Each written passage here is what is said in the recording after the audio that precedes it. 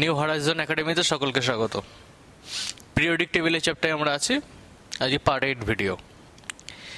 দেখো, আগের দিন আমরা ইলেকট্রোনেগেটিভিটির সংজ্ঞাটা শিখেছি এবং ইলেকট্রোনেগেটিভিটি পর্যায় বরাবর এবং শ্রেণী বরাবর কেমন পরিবর্তন হয় সেটা বলছি। আর ইলেকট্রোনেগেটিভিটি বাম দিক থেকে ডান দিকে গেলে আস্তে আস্তে মান বাড়তে থাকে, তড়িৎ-ঋণাত্মকতার মান বাড়তে থাকে এবং ওপর থেকে নিচে নামলে আস্তে আস্তে কমতে থাকে। এর মধ্যে ব্যতিক্রম খুব একটা বেশি নেই, সুতরাং ব্যতিক্রম নেই বলে এটা নিয়ে বেশি আলোচনা করার প্রয়োজন নেই। সাধারণভাবে এগুলো হয় তড়িৎ-ঋণাত্মকতার ব্যাপারটা। ইম্পর্ট্যান্ট যেটা জায়গা ছিল সেটা হচ্ছে ইলেকট্রন আসক্তি, আয়নয়ন বিভব, এগুলো আমরা শিখেছি। আকার, সেগুলো আমরা শিখেছি। আজকে আমরা ডায়াগোনাল রিলেশনশিপ মানে কর্ণ সম্পর্ক, পর্যায় সারণীর কর্ণ সম্পর্ক বলতে কী বোঝো সেটা সম্পর্কে আমরা একটু শিখব। খুব সিম্পল জিনিস, সহজ জিনিস, তো সেটা নিয়ে একটু আলোচনা করি। কর্ণ সম্পর্ক।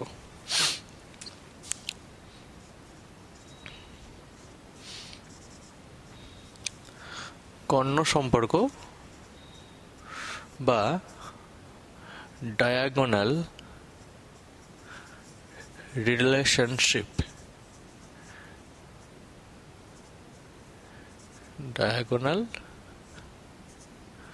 রিলেশনশিপ এই সম্পর্কে আমরা একটু আলোচনা করব। দেখো, এটা কি অ্যাকচুয়ালি, এটা কি সেটা বোঝার আগে এটা কাদের জন্য প্রযোজ্য সেটা আগে শিখে নিই। এটা হচ্ছে পর্যায় সারণীর যে 1 নম্বর শ্রেণী, 2 নম্বর শ্রেণী, 3 নম্বর এবং 4 নম্বর শ্রেণীর 8টা মৌলের জন্য প্রযোজ্য। কি বললাম? 1 নম্বর শ্রেণী মানে 1-এর এ, 2 নম্বর শ্রেণী মানে 2-এর এ, 3 নম্বর শ্রেণী মানে 3-এর এ এবং 4 নম্বর শ্রেণী মানে 4-এর এ। এই 4টে শ্রেণীর দুটো করে মৌলের জন্য প্রযোজ্য, অর্থাৎ 8টা মৌলের জন্য প্রযোজ্য। 1-এর শ্রেণীর প্রথমে কে থাকে? লিথিয়াম। তার নিচে কে থাকে? সোডিয়াম। 2-এর শ্রেণীর তারপরে কে থাকে? বেরিলিয়াম। আর বেরিলিয়ামের নিচে কে থাকে? ম্যাগনেসিয়াম। 3-এর শ্রেণীর প্রথমে কে থাকে? বোরন। তারপরে কে থাকে? অ্যালুমিনিয়াম। 4-এর শ্রেণীর প্রথমে থাকে কে? কার্বন। তার নিচে কে থাকে? সিলিকন। এই যে 8টা মৌল আমরা লিখেছি, এই 8টা মৌলের জন্যই শুধুমাত্র কর্ণ সম্পর্কটা প্রযোজ্য, আর কারোর জন্য নয়।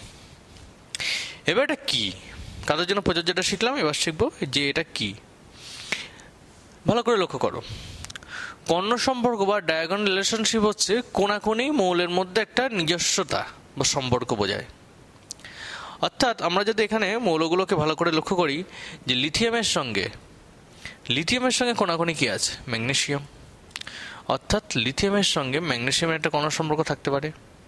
বেরিলিয়ামের সঙ্গে কি আছে? অ্যালুমিনিয়াম, এর একটা কর্ণ সম্পর্ক থাকতে পারে। বোরনের সঙ্গে কি আছে? সিলিকন, এর একটা কর্ণ সম্পর্ক থাকতে পারে। কারণ এগুলো আমরা কর্ণ, আমরা জানি ডায়াগোনাল বলা হয় এটাগুলোকে। এটা যদি আমরা আয়তক্ষেত্র নিই, এগুলোকে আমরা কি বলি? কর্ণ। কিন্তু তোমরা সঙ্গে সঙ্গে ভাবতে পারো যে উল্টোর দিকেও তো কর্ণ হতে পারে, এটাও তো একটা কর্ণ। এন এর সঙ্গে বি, এমজির সঙ্গে বি, এল এর সঙ্গে সি। না, এগুলো না, আমরা একমুখীটাই নেব শুধুমাত্র। এলআই থেকে এমজি নেব, বি থেকে এল নেব, বি থেকে এসআই নেব, একমুখীগুলো নেব শুধুমাত্র, একটা কর্ণের জন্য নেব সম্পর্কটা। তাহলে এখানে কর্ণ সম্পর্কটা হচ্ছে কেন?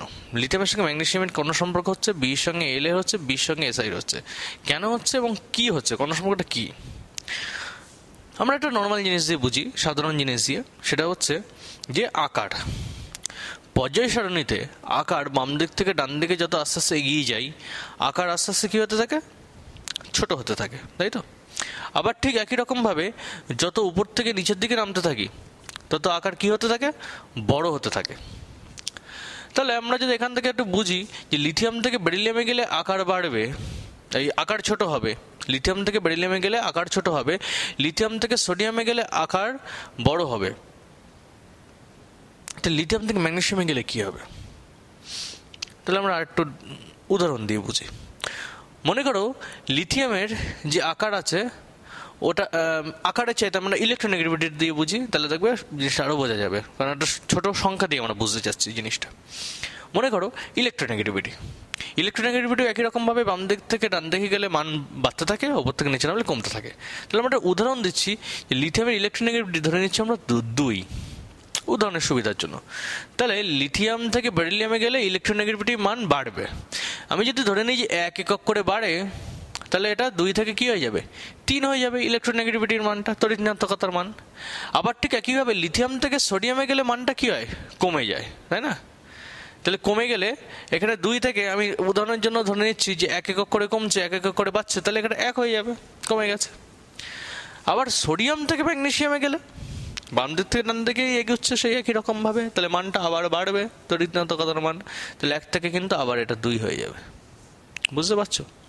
তাহলে লক্ষ্য করো যে লিথিয়াম থেকে বেরিলিয়ামে গেলে মানটা বাড়লো, আবার সোডিয়াম থেকে ম্যাগনেসিয়ামে গেলে বাড়লো, কিন্তু লিথিয়াম থেকে যদি ম্যাগনেসিয়ামে ডাইরেক্ট যাই, তাহলে মান দুটো সমান হয়ে যাচ্ছে না? ভালো করে দেখতে পাচ্ছ? তাহলে তড়িৎ ঋণাত্মকতার মান দুটো কিন্তু সমান হয়ে যাচ্ছে। এই যে ব্যাপারটা চলে আসছে যে বাম দিক থেকে ডান দিকে গেলে কোনো একটা জিনিসের মান যদি বাড়ে, উপর থেকে নিচে নামলে সেই মানটার অবশ্যই কমে।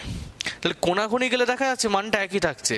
এই যে কোনাকুনি মৌলগুলোর মধ্যে যে একই রকম মান থাকছে, প্রায় একই রকম আকার হচ্ছে, একই রকম তড়িৎ ঋণাত্মকতা থাকছে, একই রকম ইলেকট্রন আসক্তি থাকছে, এই যে একই একই সম্পর্ক থাকছে, এই কটা জোরের জন্য lithium magnesium, beryllium aluminium, boron silicon, এই মৌলগুলোর এই যে সম্পর্কটা, যে একটা নিজস্বতা চলে আসছে এদের মধ্যে, একই শ্রেণীতে নেই, ভিন্ন শ্রেণীতে আছে, আলাদা আলাদা জায়গায় আছে, কিন্তু এদের মধ্যে যে সম্পর্কটা চলে আসছে সেটা হচ্ছে ডায়াগোনাল রিলেশনশিপ, কর্ণ সম্পর্ক।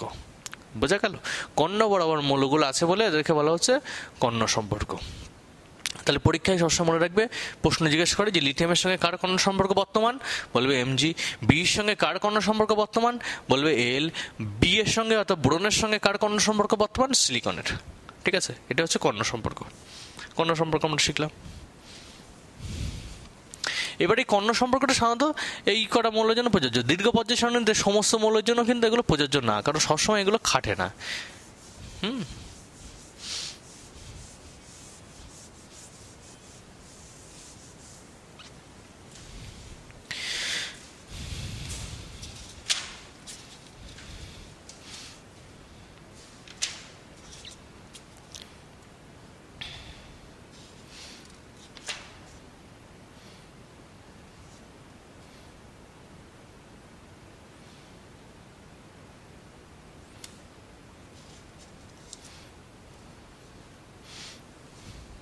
এবার আমরা একটা প্রশ্ন করব, লিথিয়ামের ইলেকট্রন আসক্তি ঋণাত্মক।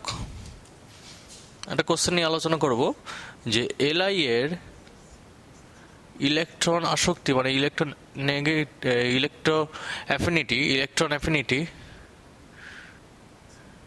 লিথিয়ামের নেগেটিভ, ঋণাত্মক বলেছে লিথিয়ামের, কিন্তু বেরিলিয়ামের ধনাত্মক কেন?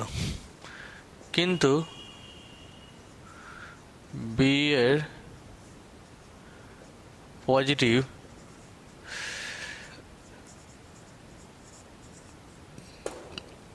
হয় কেন, এটা একটু বুঝে নিতে হবে। লিথিয়ামের ইলেকট্রন নেগেটিভিটি, এই ইলেকট্রন অ্যাফিনিটি, ইলেকট্রন আসক্তি, লিথিয়ামের ইলেকট্রন আসক্তি বলছে নেগেটিভ, কিন্তু বেরিলিয়ামের পজিটিভ হয় কেন?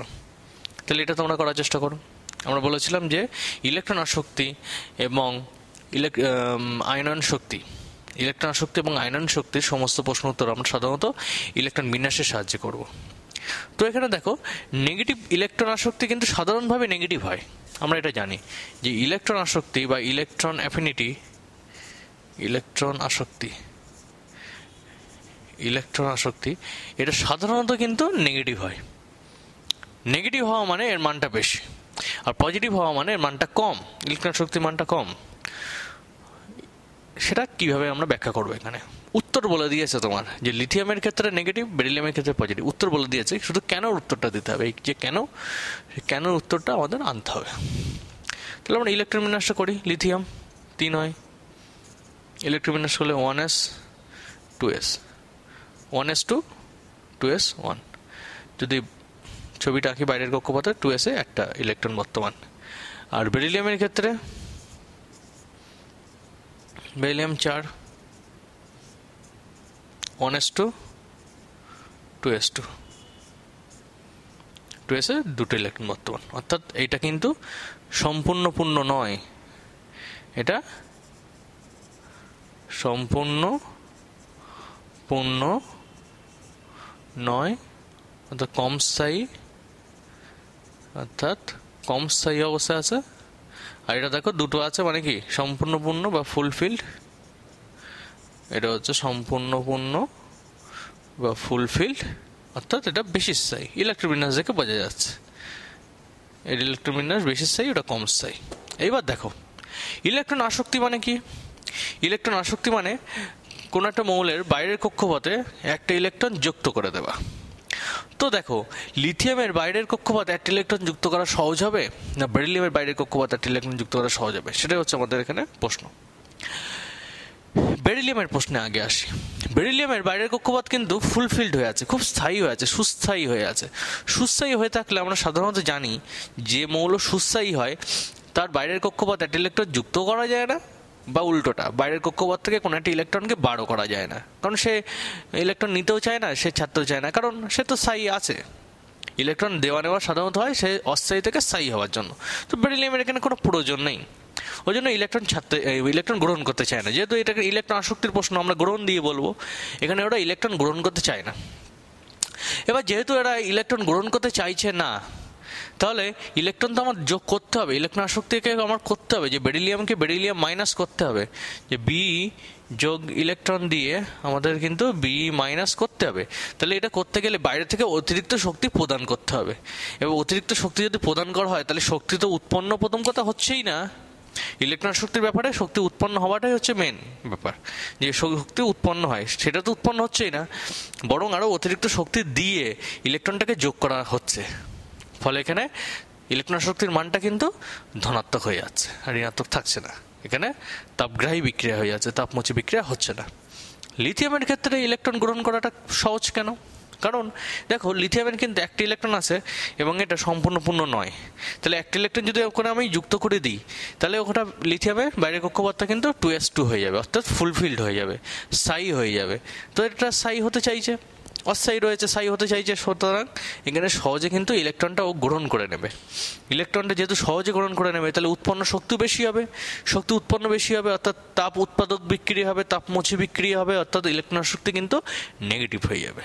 ঠিক আছে, তাহলে এই স্থায়ী এবং অস্থায়ীর ব্যাপারটা দিয়ে এই অ্যান্সারটা করতে হবে।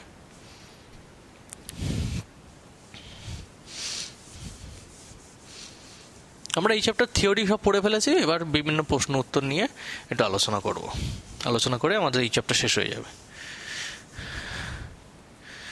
আরেকটা প্রশ্ন নিয়ে আমরা আলোচনা করি। অক্সিজেনের প্রথম ইলেকট্রন আসক্তি ঋণাত্মক। খুব ভালো প্রশ্ন এটা।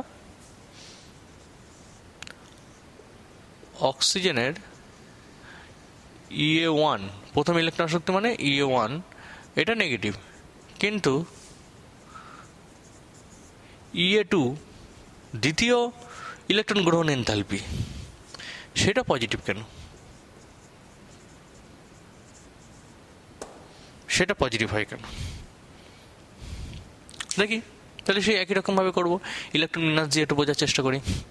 তাহলে অক্সিজেন আছে, অক্সিজেন 8, ইলেকট্রন বিন্যাস করলে 1s 2s 2p, 2 আর 2 4 আর 4 8, 2p4, বাইরের কক্ষপথ 2p4, 1 2 3 4। অক্সিজেন বলছে অক্সিজেনে EA1টা নেগেটিভ। অক্সিজেনের ক্ষেত্রে EA1 নেগেটিভ কিন্তু EA2 পজিটিভ কেন?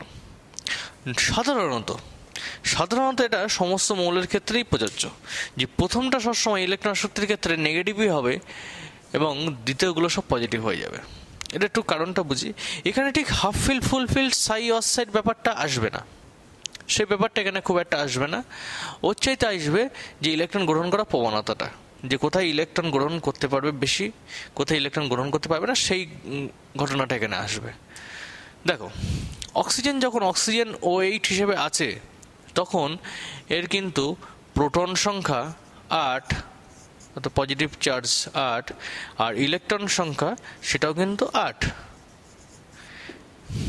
ছবি দিয়েও যদি আমরা বোঝার চেষ্টা করি, অক্সিজেনের নিউক্লিয়াস আছে, প্রথম কক্ষপথে 2টো আছে, দ্বিতীয় কক্ষপথে 2 আর 4 6টা আছে, 2টো এই দুটো আছে, পরের কক্ষপথে 6টা আছে, 1 2 3 4 5 6টা আছে। এইবার E1টা নেগেটিভ হচ্ছে, দেখো অক্সিজেনের E1 নেগেটিভ হচ্ছে, অক্সিজেনের বাইরের কক্ষপথে একটা ইলেকট্রন যুক্ত করে দেওয়া হয়েছে, হয়ে যাচ্ছে এটা O-। এবার এই যে বাইরের কক্ষপথে একটা ইলেকট্রন যুক্ত করে দেওয়া হয়েছে, বাইরের কক্ষপথে একটা ইলেকট্রন যুক্ত করে দেওয়া হয়েছে কারণ এটা ছোট সাইজ, তবু যেহেতু ইলেকট্রন সংখ্যাটা কম আছে সুতরাং একটা ইলেকট্রনকে জ্যাক করে অ্যাড করা গিয়েছে।